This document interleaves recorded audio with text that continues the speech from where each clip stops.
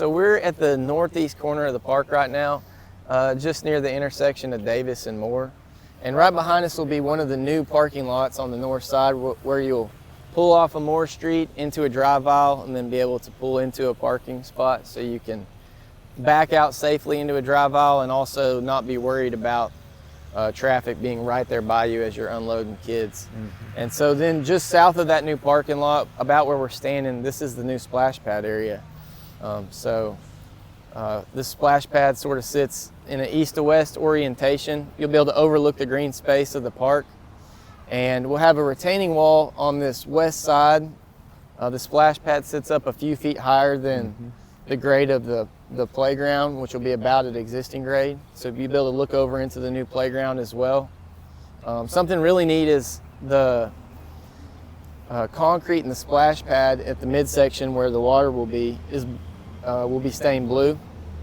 The concrete will be, and it'll appear like that water flows over that retaining wall into the playground area. And then we have blue poured in place rubber underneath the new equipment, which looks like it's bridging back and forth over the creek. So it kind of has this creek theme, which fits nice with Berryhill and Gin Creek there adjacent to the park. Yeah, one of the really cool things about the design is the elevation change. So having this up high, the splash pad, as you stand up here and you kind of look down the direction of where the existing playground is, you'll see that water kind of stream through, so it looks more like a river. We're keeping most of these trees, just a couple of them that are going to be removed, but then the playground itself, which would be in the area where the existing playground is kind of woven through those existing trees to kind of resemble a tree house as you kind of go. And then the water, as Bear talked about, the blue continues on to make it look like a river going through the existing trees. So really excited about the concept and what this is going to look like, and playing with the natural elevations. The way that the grade changes is going to be, I think, a really cool feature that's going to be exciting. Mike, I know a question that I get quite a bit with people, excited about this project, but they're asking about Holiday of Lights. Yes. So is there still going to be enough green space at Berryhill for the Holiday of Lights displays? Yes, there is, and nothing's going to change when it comes to Holiday of Lights. The Bear and Richard and Craft and Toll designed this with that in mind. So when it comes to Holiday of Lights, it actually will be better with the extended parking. That's right. So it actually will improve what we have. Yeah, one of the things that's going away too with the extended parking is the little pony wall.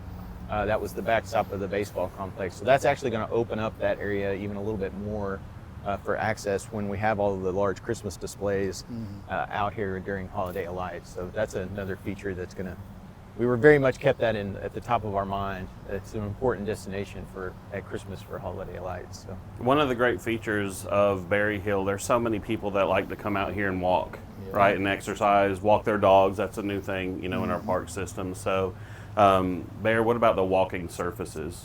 Yeah, so right now it's a mixture of asphalt and concrete. Around the new tennis and pickleball facility, it's nice new concrete. So for the entirety of the park, we'll have that nice new concrete finish. Asphalt gets rough in certain places and requires maintenance from time to time and overlay. So we'll have a new concrete side path that circles the entire park and then wraps around the new playground as well and ties in with that midsection of trail that runs adjacent to the courts there. And so you'll also see when we're done, you'll see an extension to the south towards Race.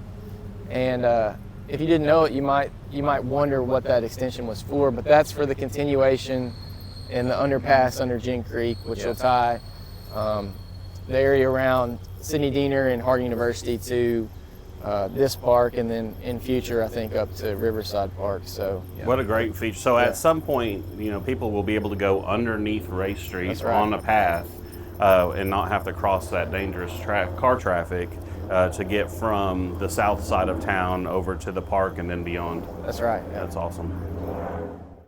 So now we're over here in the middle of the existing playground area, which will also be the middle of the future playground area. We're not moving much. As Richard said earlier, a few of these trees will come down, but most of them will stay. That was the goal, to try to keep as much of the trees and natural shade as possible. So the new playground equipment sort of snakes through these trees here. We'll have new poured in place rubber surfacing everywhere. And then a new parking lot just on the north side of the tennis courts, between the tennis courts and more. That'll serve as access for this as well as for the courts. One other thing that was important that I hear a lot from the community is Pyatt Plaza. It's kind of one of those signature pieces at Berryhill. And so is it going away? No, it's actually a pretty good feature that we want to, be a part of the design. And so one of the great things about this new design is we actually have walks and paths that connect Pyatt Plaza to the rest of the park. So it actually should be more connected to the new stuff as before, and still be an important part of the history and that feel of Berryhill. What's really exciting is how accessible the new playground equipment is. I guess sort of the old way of thinking, unfortunately, was to have your playground equipment and then to offer like a swing or something off to the side that was accessible, but that's really not that fun. So what's really neat about this new playground and is exciting is a child that is in a chair could go anywhere their brother or sister can go on the new equipment, which is really exciting. So all of the decks and the ramps, access to all the slides, all those paths are ADA accessible. Even the merry-go-round is at grade, such that a chair could roll into the merry-go-round. So that's really exciting that there won't be limitations on the equipment as to who can use it. So we're just really excited to be able to offer that type of amenity. Really, there's a couple in Arkansas like that, but not very many. So we feel like and we hope it'll attract a lot of folks from even beyond Searcy who want to come play on an accessible playground. So that's really exciting to me. Yeah, and there's a lot of neat features. There's a rocker feature that's really great for kids of all abilities, kids in chairs or kids not in chairs. They can all ride together, and it's all grade leveled where you can get in it, and then it rocks back and forth, and it's a really neat opportunity for kids of all abilities to be able to share in the fun together. So that's one of the really exciting things, as Barry said.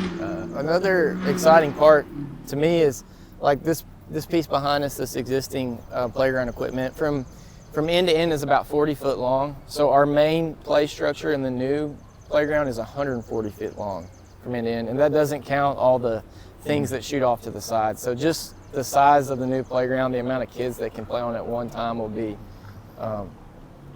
really expanded from what we have out here now. So that's exciting. Yeah, one of the neat features too, when we're talking about the grade change, that's really cool, is using some of the topography and then creating some mounds.